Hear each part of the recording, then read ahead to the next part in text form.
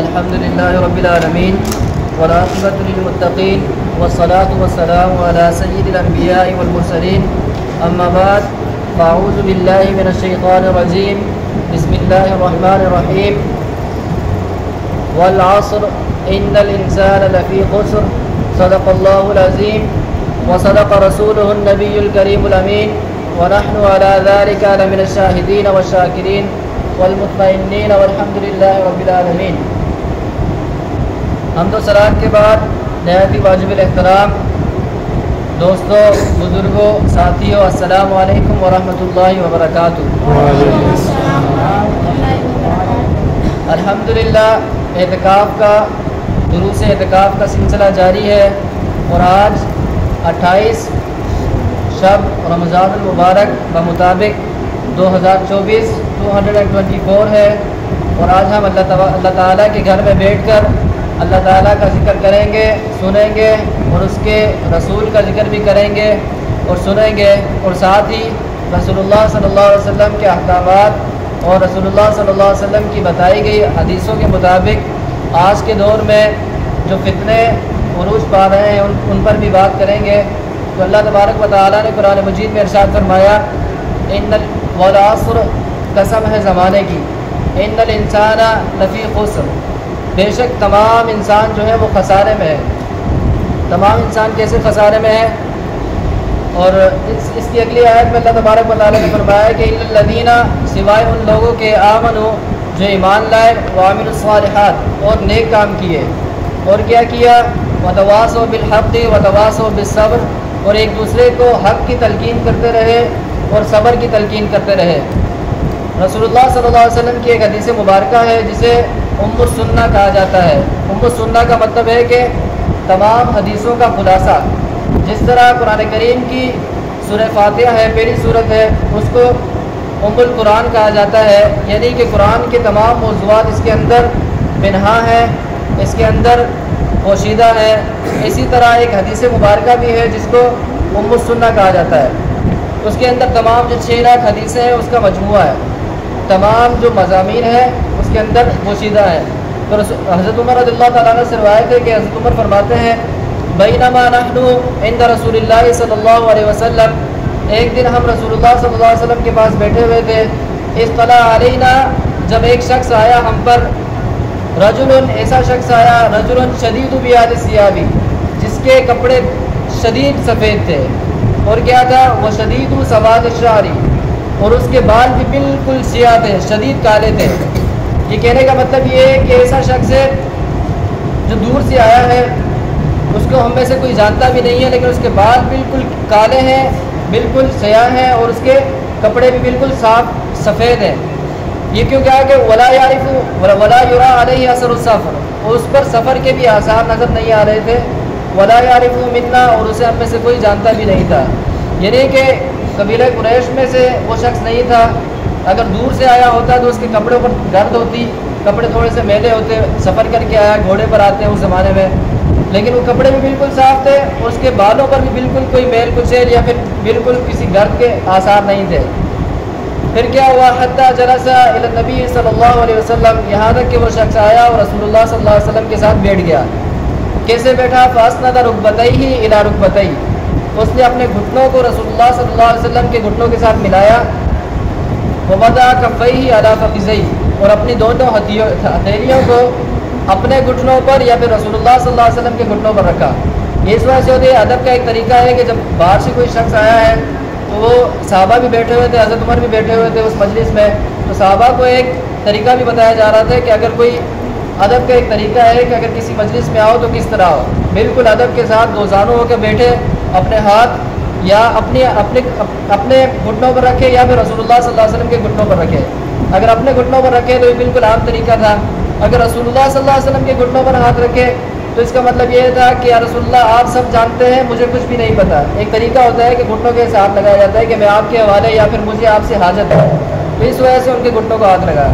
اس کے بعد کیا ہوا، اس نے پھر سوال کیا، اس نے کہا کہ یا محمد، اے رسول اللہ صلی اللہ علیہ وسلم، اے اللہ کے رسول، اخبرنی عن الاسلام، مجھے اسلام کے بارے میں بتائیں۔ اس حدیث پر پہلے بھی گفتگو ہو چکی ہے تو جلدی سے مختصراً عرض کرتا ہوں. انہوں نے عرض کی یا رسول اللہ صلی اللہ علیہ وسلم ہمیں اسلام کے بارے میں بتائیں. تو حضور صلی اللہ علیہ وسلم نے فرمایا کہ اسلام یہ ہے کہ ان تشہد لا الہ الا اللہ، کہ تو گواہی دے کہ اللہ کے سوا کوئی معبود نہیں، وان محمد رسول اللہ، اور محمد صلی اللہ علیہ وسلم اللہ کے رسول ہیں.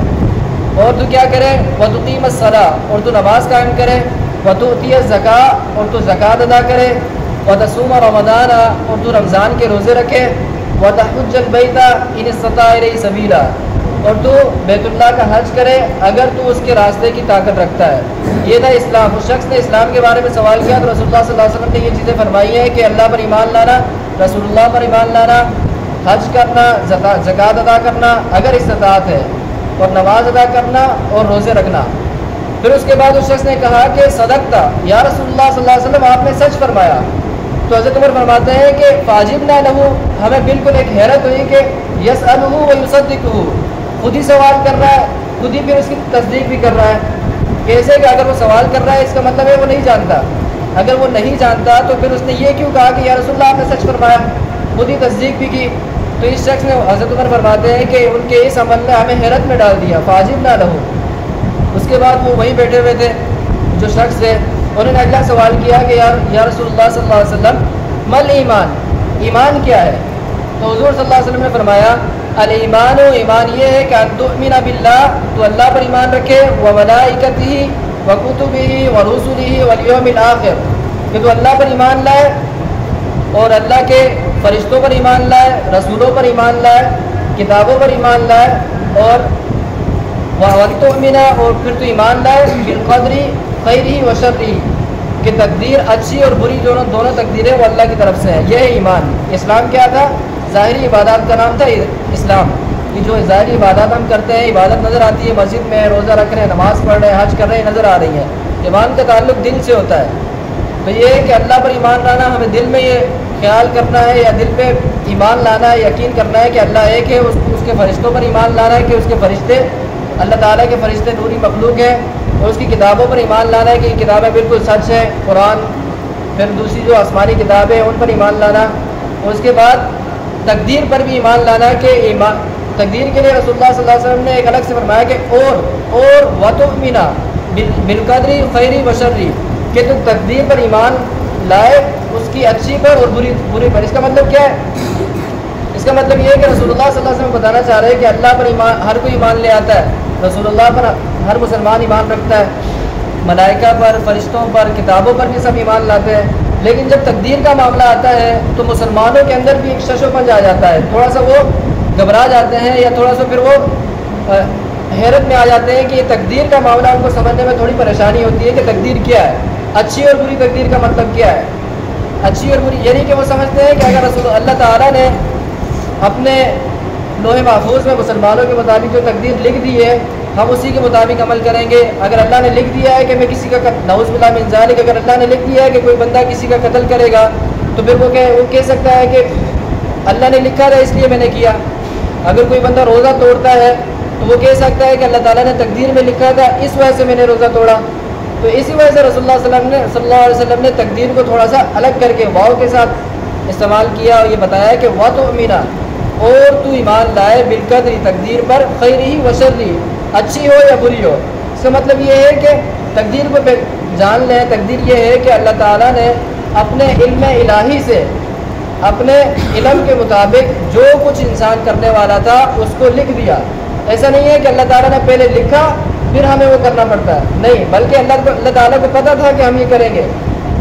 جیسے کہ آپ جانتے ہیں ابھی دروس اعتکاف ہے، یہ اعتکاف کا سلسلہ آپ کو پوری روٹین پتہ ہے کہ صبح عصر کے بعد، ظہر کے بعد قرآن کریم کی تعلیم کا سلسلہ ہوتا ہے، عصر کے بعد، عصر سے پہلے درس فقہ، عصر کے بعد درس قرآن اور تفسیر، مغرب کے بعد افطاری ہے، اس کے بعد عشاء کے بعد تراویح ہے، تراویح کے بعد پھر دروس ہے، پھر محفل ہے. ہم سب یہ جانتے تھے کہ ایسا ہونا ہے، اور اگر رمضان میں اسٹارٹ ہوا ہی تھا ہمیں پتہ تھا کہ یہ پوری روٹین ہوگی. تو اس روٹین کو ہم نے لکھ لیا ہے کاپی پر. تو آپ کو ہم نے مجبور نہیں کہ ابھی آپ یہ نہیں کہہ سکتے کہ آپ نے لکھا تھا اس وجہ سے ہم یہ کر رہے ہیں، بلکہ اگر آپ اس کے الگ سے بھی، ہمیں پتہ تھا، یہ ہمیں علم تھا کہ یہ سب ہونا ہے، اس وجہ سے ہم نے اس کو لکھ لیا. یہ تو ایک چھوٹا سا انسان کا علم ہے. اور آپ جیسے جانتے ہیں کہ ابھی عید آئے گی، عید کے بعد آپ سب یہاں سے اٹھ کے گھر چلے جائیں گے. اگر اس بات کو آپ لکھ لیں اپنے پاس تو آپ یہ نہیں کہہ سکتے کہ آپ نے پہلے لکھا تھا اس کے بعد عید آئی اور آپ ان کے گھر گئے، بلکہ آپ کو پتہ تھا پہلے کہ ہم نے چاند رات کو اٹھ کے گھر جانا ہے. تو اس وجہ سے اللہ تعالیٰ تمام مخلوقات کے بارے میں جانتا تھا کہ کون شخص کیا کرے گا، اس کے بعد اس نے لکھا. تو انسان تقدیر کے بارے میں مجبور نہیں ہے، تقدیر علم الہی ہے نہ کہ امر الہی. امر الہی کیا ہے؟ جو اللہ چاہے گا وہی ہوگا. تقدیر کیا ہے؟ اللہ تعالیٰ نے اپنے علم کے مطابق لکھ دیا ہے، اور جو کرنے والا تھا انسان اس کے بارے میں لکھ دیا ہے. تو اس میں تھوڑی کنفیوژن ہوتی ہے مسلمانوں کی، اسی لیے رسول اللہ صلی اللہ علیہ وسلم نے تقدیر کا معاملہ تھوڑا سا الگ سے واو کے ساتھ حرف عطف کے ساتھ بیان کیا ہے. اس کے بعد وہ شخص بیٹھا ہوا تھا، اس نے کہا کہ اخبرنی عن الاحسان، یا رسول اللہ صلی اللہ علیہ وسلم ہمیں احسان کے بارے میں بتائے. اسلام کی بات ہو گئی، اس کے بعد ایمان کی بات ہوئی، اس کے بعد احسان کے بارے میں پوچھا کہ احسان کیا ہے. تو رسول اللہ صلی اللہ علیہ وسلم نے فرمایا کہ احسان یہ ہے کہ ان تعبد اللہ کأنک تراہ، کہ تو اللہ کی عبادت اس طرح کرے کہ گویا کہ تو اللہ کو دیکھ رہا ہے. فإن لم تکن تراہ، اگر تو اللہ کو نہیں دیکھ سکتا، فإنہ یراک، تو پھر یہ گمان کرنا ہے کہ اللہ تجھے دیکھ رہا ہے. یہ ہے احسان. پہلے اسلام تھا، ظاہری عبادات تھی، اس کے بعد ایمان ہے، باطنی عقائد کے بارے میں ہے، اور اس کے بعد احسان ہے کہ اخلاص، ایمان کا ایک اعلیٰ درجہ، متقین کی صفات، کہ اللہ تعالیٰ کی عبادت اس طرح کرنی ہے کہ گویا اللہ ہمارے سامنے ہے، ہم اللہ کو دیکھ رہے ہیں. اگر یہ تصور نہیں کر سکتے کہ ہم اللہ کو دیکھ رہے ہیں، تو کم از کم یہ تصور کرنا ہے کہ اللہ ہمیں دیکھ رہا ہے. اس نے کہا کہ صدقت یا رسول اللہ صلی اللہ علیہ وسلم، کہ اللہ کے رسول آپ نے یہ بھی سچ فرمایا. صحابہ کو پھر حیرت ہوئی کہ ایک کیسا شخص ہے، سوال بھی کر رہا ہے، اس کی تصدیق بھی کر رہا ہے.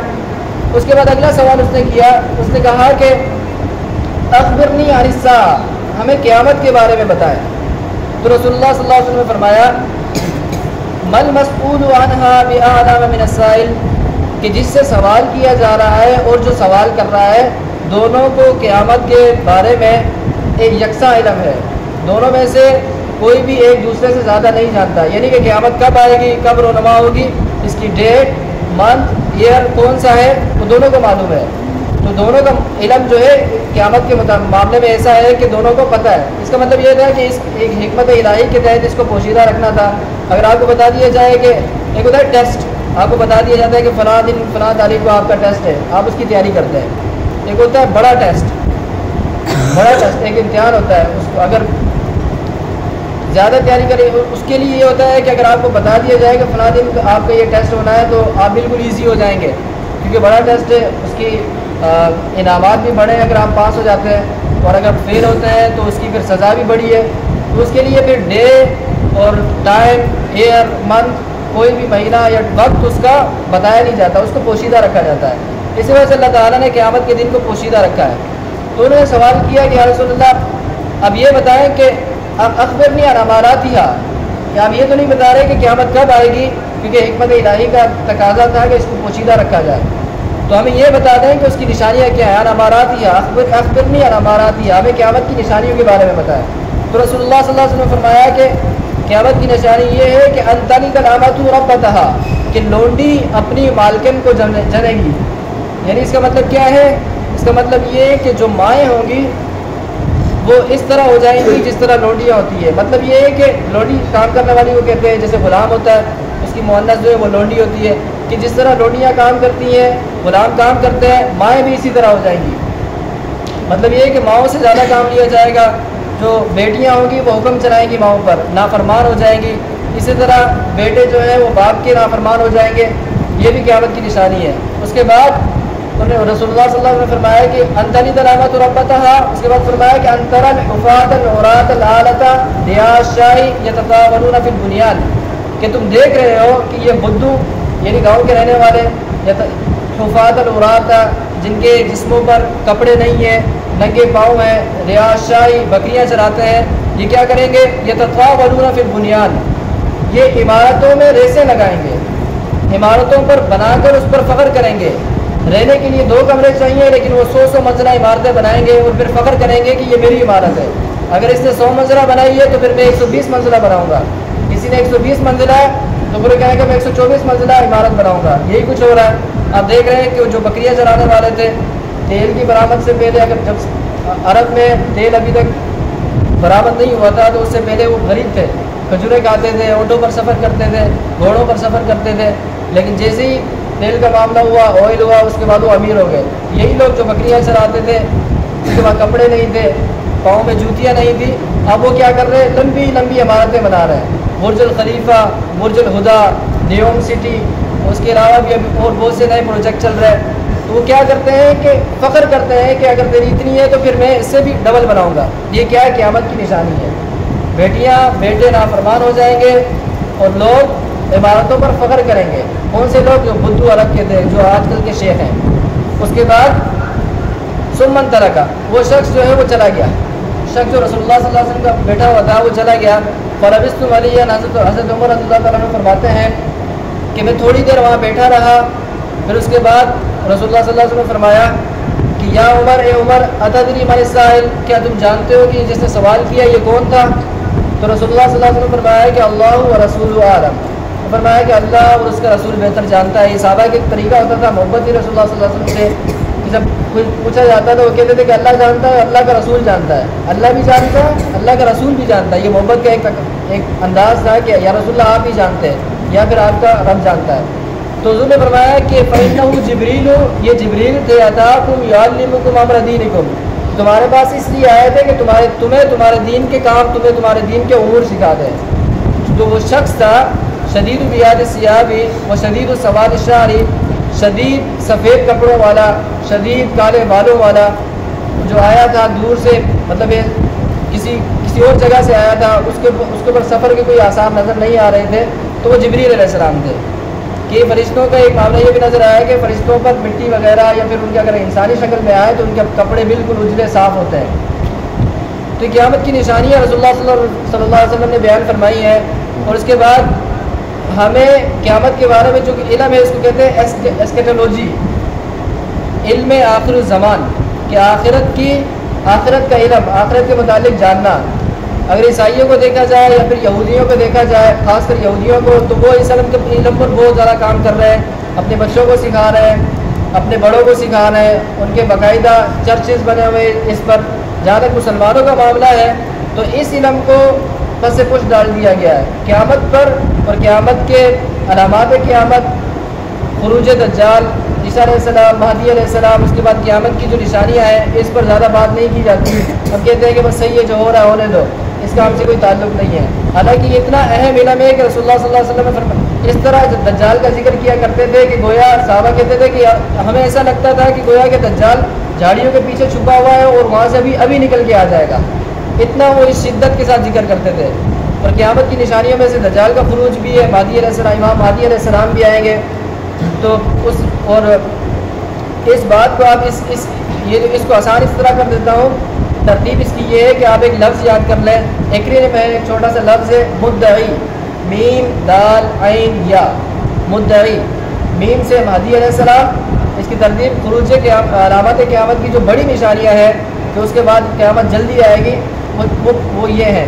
امام مہدی علیہ السلام کا ظہور ہوگا، اس کے بعد دال ہے، دال سے دجال، اس کے بعد عین ہے، عین سے عیسیٰ علیہ السلام کا نزول، اس کے بعد مدعی، میم دال عین یا، اس کے بعد یاجوج ماجوج۔ یہ کہ یہ چیزیں ہمیں اپنے بچوں کو اور اپنے نوجوان نسل کو بالکل ابھی سکھانی چاہیے، کیونکہ یہ بالکل آسان میں نے کر دیا ہے۔ مدعی، میم دال عین یا، میم مہدی علیہ السلام، مہدی علیہ السلام کب آئیں گے؟ کہ جب مشرق وسطیٰ میں شدید خون ریزی ہوگی، اور اتنی خون ریزی ہوگی کہ قتل و غارت ہوگا، وہاں بھوک افلاس جو ہے نا زیادہ ہوگی، اور وہاں قانون نہیں ہوگا کوئی۔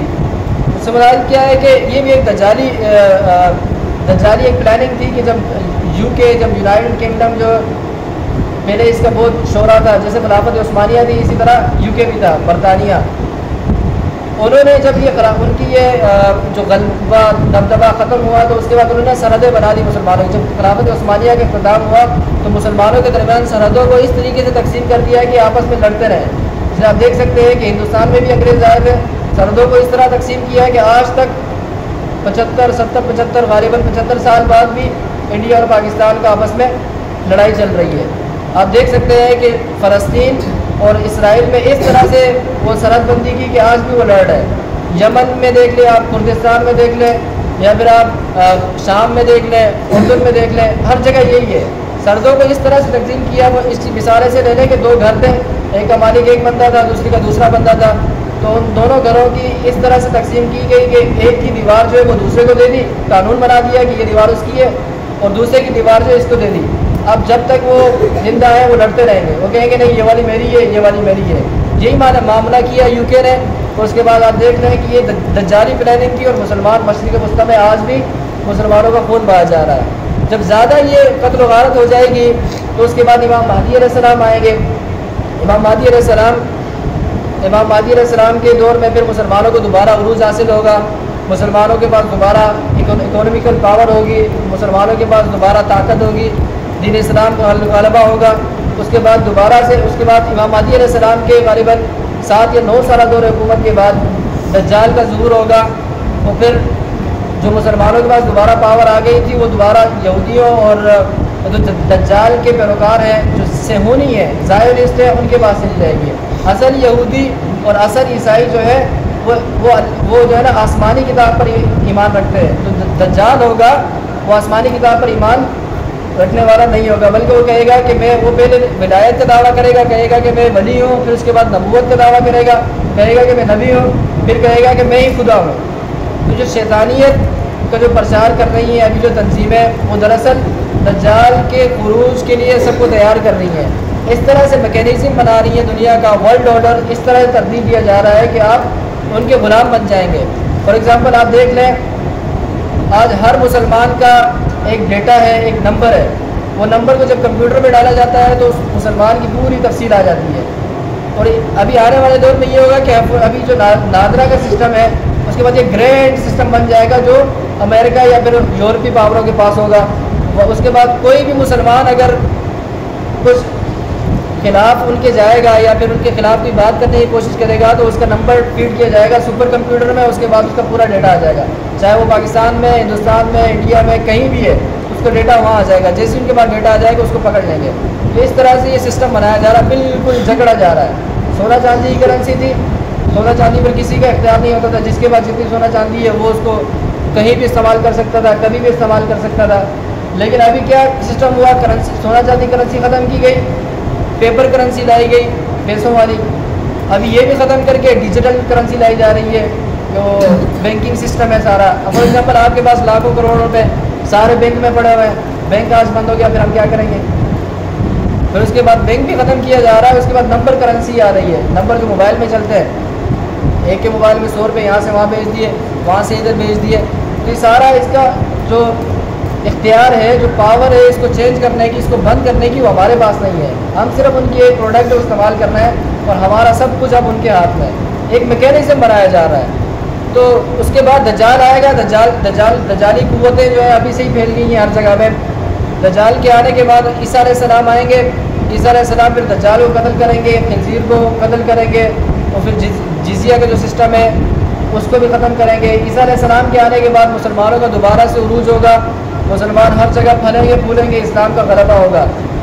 تو یہ تو آنے والی باتیں ہیں، لیکن دجالی نظام اور یاجوج ماجوج کا جو سسٹم ہے وہ ابھی سے ہی چل رہا ہے۔ آپ دیکھ سکتے ہیں ہر جگہ کہ قرآن کریم میں اللہ نے فرمایا کہ حتی اذا فتحت یاجوج و ماجوج من کل حدب ینسلون، جب یاجوج اور ماجوج کو کھول دیا جائے گا تو کیا کریں گے؟ من کل حدب ینسلون، تو اس طرح سے آئیں گے جس طرح پہاڑوں سے پانی نیچے گرتا ہے، ینسلون کرتے آئیں گے۔ تو اس طرح سے فتنے ابھی سے ہی، یہ جب آئیں گے تب آئیں گے جب دیکھ لیا جائے گا، لیکن ابھی ان کا فتنہ ابھی سے ہی ظہور پذیر ہے۔ آپ دیکھ سکتے ہیں جو سیٹلائٹ سسٹم ہے، جو سگنل کا نظام ہے، سارا اوپر سے ہی آ رہا ہے، فتنوں کا نظام اوپر سے آج کل کے دور میں سب سے بڑا جو فتنہ پھیلایا جا رہا ہے وہ کس سے پھیلایا جا رہا ہے؟ موبائل سے پھیلایا جا رہا ہے۔ موبائل کس سے چل رہا ہے؟ سیٹلائٹ سسٹم سے۔ سیٹلائٹ سسٹم کس سے چلتا ہے؟ جو اوپر سیٹلائٹیں چل رہی ہیں ان سے چلتا ہے، تو وہ سگنل بھیجتی ہے۔ گویا کہ اللہ تعالیٰ نے قرآن مجید میں پہلے ہی فرما دیا تھا کہ یاجوج اور ماجوج، یعنی وہ تو فتنہ ہے بڑا، اس سے پہلے اس کی جو کارستانیاں ہوں گی، اس کے جو کارندے ہوں گے، اس کے لیے پہلے سارا سسٹم بنا چکے ہوں گے۔ بس یہ کہ وہ ذہن بنائیں گے، ذہن بنانے کے بعد ایک ٹائم آگے اس کا خروج ہو جائے گا۔ اسی مثالیں سے لے لیں، فار ایگزامپل ایک اگر ملک ہے وہ دوسرے ملک پر قبضہ کرنا چاہتا ہے تو وہ ڈائریکٹلی نہیں آتا، وہ پہلے اپنے بندے بھیجتا ہے، وہاں اپنے بندے تیار کرتا ہے، وہاں اپنی جاسوسی سسٹم کرتا ہے، اس کے بعد پورا ایک میکینزم، ایک پورا نظام کھڑا کرتا ہے، اور جب اس کا نظام وہاں پاورفل ہو جاتا ہے اس کے بعد وہ اٹیک کرتا ہے. جیسے ہی وہ اٹیک کرتا ہے وہاں سے اس کو اپنے بندے مل جاتے ہیں. یہی کچھ کیا جا رہا ہے ہر ملک میں. آپ دیکھ لیں ابھی فلسطین کا معاملہ چل رہا ہے، ہم وہاں جہاد کے لیے نہیں جا سکتے. پہلے دور میں ایسا ہوتا تھا کہ اگر کہیں بھی مسلمانوں پر کوئی ظلم ہوتا تھا یا پھر جہاد کی ضرورت پڑتی تھی تو مسلمان پوری دنیا سے جاتے تھے. ابھی ہم سرحدی نظام میں جکڑے گئے، ہم پاکستان سے باہر نہیں جا سکتے. کیسے جائیں گے؟ اگر جائیں گے تو انہیں بتانا پڑے گا کہ ہم کس لیے جا رہے ہیں. چپ چھپا کے اگر کوئی پہنچ بھی گیا 2-4 بندے وہاں پہنچ رہے ہیں، اس کے علاوہ نہیں پہنچ رہے. مسلمان 2.25 ارب، تقریباً 2.25 ارب مسلمان ہیں، اور یہودیوں کی تعداد صرف اور صرف اسرائیل میں 28 لاکھ ہے. 28 لاکھ، صرف اور صرف 28 لاکھ 2 ارب بندوں پر بھاری پڑ رہے ہیں. کیوں؟ انہوں نے اپنا پورا سسٹم بنا دیا. پہلے مسلمانوں کو جکڑ لیا کہ جب ہم انہیں مارے تو یہ ریئیکٹ نہ کر سکیں. ابھی وہ ہمیں مار بھی رہے اور ہم کچھ کر بھی نہیں سکتے. تو یہ دجالی نظام ہے سارے جو بھی چلائے جا رہے ہیں. اللہ تعالیٰ سے دعا ہے کہ اللہ تعالیٰ ہمیں اس کے متعلق جو علم آخر زمان ہے اس کو سیکھنے کی، اس کو سمجھنے کی توفیق عطا فرمائے. اور اس پر ہم مسلمان کیا کر سکتے ہیں؟ ہماری ایک فرد ہونے کی حیثیت سے انفرادی طور پہ ہماری کیا ذمہ داری ہے؟ ہم اس لیول پہ تو کام نہیں کر سکتے جس طرح حکومتیں کرتی ہیں، حکومتوں کا کام ہے. ایک نشانی یہ بھی ہے کہ آخری دور میں مسلمان جو ہے وہ اپنے حکمرانوں سے نالاں ہو جائیں گے، اپنے حکمرانوں سے روٹ جائیں گے یا پھر ان سے ناراض ہو جائیں گے کہ وہ ہمارے مطابق کام نہیں کرتے. آج کل یہ ایسے ہی ہو رہا ہے پوری دنیا میں، چاہے مسلم ہو غیر مسلم ہو، ہر جگہ مظاہرے ہو رہے ہیں، لیکن حکومتوں کو فرق نہیں پڑ رہا، ٹس سے بس نہیں ہو رہی. یہ بھی ایک قیامت کی نشانی ہے. اور یہ ہے کہ جب ایسا ہو جائے تو ہمیں کیا کرنا چاہیے؟ کیونکہ ہم پر اللہ تعالیٰ فرماتا ہے کہ لا یکلف اللہ نفسا الا وسعها. اللہ تعالیٰ انسان پر اس کی طاقت، اس کے بوجھ سے زیادہ، اس کی جو طاقت سے زیادہ جتنا مکلف ہے اس سے زیادہ بوجھ نہیں ڈالتا. جتنا وہ بوجھ اٹھا سکتا ہے اتنا ہی اللہ بوجھ ڈالتا ہے. تو ہم پر فی الحال یہ تو نہیں ہے کہ ہم جا کے ڈائریکٹ ان سے ٹکر لیں، کیوں وہ ہم سے زیادہ پاورفل ہے، یہ تو بیوقوفی ہے بالکل. تو ہم کیا کر سکتے ہیں کہ اپنی ذات کے اندر خلافت کا نظام قائم کریں گے. عالم دنیا پر تو ہوگا جب اجتماعی طور پر کریں گے، لیکن جو ذات ہے ہماری، جو 5 فٹ کا یہ جسم ہے، اس پر ہم اپنی خلافت کو قائم کریں گے. جو رسول اللہ صلی اللہ علیہ وسلم نے احکامات دیے ہم اس پر عمل کریں گے. اگر ہم نے اس جسم پر 5 فٹ کے جسم پر اگر اسلامی نظام قائم نہیں کیا تو ہم دنیا پر بھی کبھی نہیں کر سکیں گے. تو ایسا ہوگا کہ ہم دجال کے اعلی کار بن جائیں گے، اس کے پیروکار بن جائیں گے. وہ مسلمان جو غافل ہیں، جو دین سے دور ہے، جو نمازوں سے، قرآن سے، ذکر الہی سے دور ہے، وہ بالکل دجال کی فوج میں شامل ہو جائیں گے. کیوں؟ اگر آج کل جو موبائل چھوٹا سا فتنہ ہے وہ آپ کو نمازوں سے غافل کر رہا ہے، تو دجال جو اتنا بڑا فتنہ ہے کہ انبیاء کہتے تھے کہ اس سے اللہ کی پناہ ہے، اتنا بڑا فتنہ ہے. تو ہم جو عام مسلمان ہیں اس کے سامنے ٹک نہیں سکیں گے. اگر آپ اس کے سامنے جائیں گے، جس کا ایمان کمزور ہے وہ آپ کے ماں باپ کو زندہ کر کے آپ کے سامنے پیش کر دے گا، تو آپ کیا کریں گے؟ آپ اس پر ایمان لے آئیں گے، آپ کہیں گے میری ماں کو زندہ کر دیا، میرے باپ کو زندہ کر دیا. اس کے بعد تو یہ قوتیں ہوں گی اللہ تعالیٰ نے اس کو دی ہوئی ہیں. وہ ایک دم سے اگر آپ بھوکے پیاسے آپ کو کھانا دے دے گا. آپ پیاسے ہیں، بارش نہیں ہو رہی کسی علاقے میں، وہ اشارہ کر کے بارش وہاں سے نازل کر دے گا. تو کیا کریں گے؟ جو کمزور ایمان والا ہے وہ اس کے جو ہے نا دھوکے میں آ جائے گا. دجال دجل سے جب اس لیے ہمیں چاہیے کہ ہمیں ایمانی طور پر اپنے آپ کو مضبوط کرنا چاہیے اور روحانی طور پر بھی مضبوط کرنا چاہیے. کیسے کر سکتے ہیں ہم؟ عام مسلمان کو تو اتنا علم نہیں ہے ہر چیز کے بارے میں، کتابیں پڑھنا، قرآن پڑھنا، تفسیریں پڑھنا، عربی کے علوم وہ نہیں جانتا. تو اتنا وہ کر سکتا ہے کہ جو لوگ اسلامی نظام یا پھر جو لوگ دین کی بات کرتے ہیں ان کے ساتھ جڑ جائے. خانقاہی نظام میں یہ ایک اللہ تعالیٰ نے خاص اثر رکھا ہے، خاص تاثیر رکھی ہے کہ وہ روحانی سسٹم کو مضبوط کر دیتا ہے. خانقاہی نظام ایک وہ ذکر و اذکار میں لگاتے ہیں، اس کے بعد آپ کو نماز قرآن میں لگا دیتے ہیں. ایک جو مسلمان ہے جو اسلامک علوم سے دور ہے اور جو ماڈرن علوم میں ہے وہ دلیل پر کام کرتا ہے کہ دلیل یہ کہ اس کو کوئی بھی دلیل دے دو وہ اس کے مطابق ہو جائے گا. اسلامی نظام میں یہ ہے کہ روحانی نظام میں، یہ خانقاہی نظام میں یہ ہے کہ وہ دلیل پلس ذکر الہی اللہ کی توفیق پر کام کرتا ہے. یہ کہ اگر وہ اس پر کوئی ایسا فتنہ آ بھی گیا تو اللہ تعالیٰ ذکر الہی کی بدولت اس کو اس سے بچا دے گا، اس کے فتنے سے بچا دے گا. اس کا کام ہے وہ کہے گا کہ میرا اس سے لینا دینا ہی نہیں ہے، میرا کام اللہ اللہ کرنا ہے. یا پھر سبحان اللہ والحمد للہ ولا الہ الا اللہ واللہ اکبر کرے گا، سبحان اللہ کرتا رہے گا وہ. اللہ اللہ کرتا رہے گا، الا اللہ کرتا رہے گا، اللہ کرتا رہے گا، جو اس میں لگا رہا اللہ تعالیٰ اس کو بچا دے گا۔ پھر اس کے بعد رسول اللہ صلی اللہ علیہ وسلم کی حدیث میں سورہ کہف کا ذکر ملتا ہے کہ جو سورہ کہف پڑھتا رہے گا جمعہ والے دن، اللہ تعالیٰ اس کو دجال کے فتنے سے محفوظ رکھے گا۔ اللہ تبارک و تعالیٰ سے دعا ہے کہ اللہ تعالیٰ ہمیں دین اسلام پر عمل کرنے، دین اسلام کو سمجھنے اور آخر الزمان کا جو علم ہے اس کو سیکھنے کی توفیق عطا فرمائے، کیونکہ یہی آخری دور ہے، اس کے بعد قیامت آئے گی، اس کے بعد کچھ بھی نہیں ہے۔ رسول اللہ صلی اللہ علیہ وسلم کو جو بڑی نشانیوں میں سے تھی وہ تھا رسول اللہ صلی اللہ علیہ وسلم کا دنیا میں آنا، رسول اللہ صلی اللہ علیہ وسلم کا فوت ہو جانا، شق قمر چاند کا 2 ٹکڑے ہو جانا، شام اور مصر ان علاقوں میں بڑی آگ کا پھیلنا، یہ سارے ہو چکے ہیں۔ اب چھوٹی چھوٹی نشانیاں وہ ڈیلی پوری ہو رہی ہیں، اولاد نافرمان ہو رہی ہے، فتنے آ رہے ہیں، مسلمان صبح کافر ہوگا شام کو مسلمان ہوگا، صبح کافر ہوگا صبح مسلمان ہوگا شام کو کافر، اور شام کو مسلمان ہوگا صبح کافر، یہی کچھ چل رہا ہے۔ ہمیں اپنے ایمان کے بارے میں بالکل بھی کوئی دعویٰ بھی نہیں کر سکتے، کیونکہ یہاں مسجد ہے، مسجد میں جو لوگ ہیں وہ بالکل محفوظ ہے۔ رسول اللہ صلی اللہ علیہ وسلم کی حدیث بھی تھی کہ جو مسجد میں رہا وہ محفوظ رہا، اس کے علاوہ کون محفوظ رہیں گے؟ جو دیہاتی علاقوں میں چلے گئے یا پھر پہاڑوں میں چلے گئے وہ لوگ محفوظ رہیں گے۔ اب جو شہروں میں رہتے ہیں ان کے لیے ان کو اپنے ایمان کی فکر کرنی چاہیے، کیوں؟ شہری علاقوں میں تبدیلی بہت جلدی آتی ہے، ایک دن کچھ ہوگا اگلے دن کچھ ہوگا اگلے دن کچھ ہوگا، ایک دم سے تبدیلی جدت آتی جا رہی ہے۔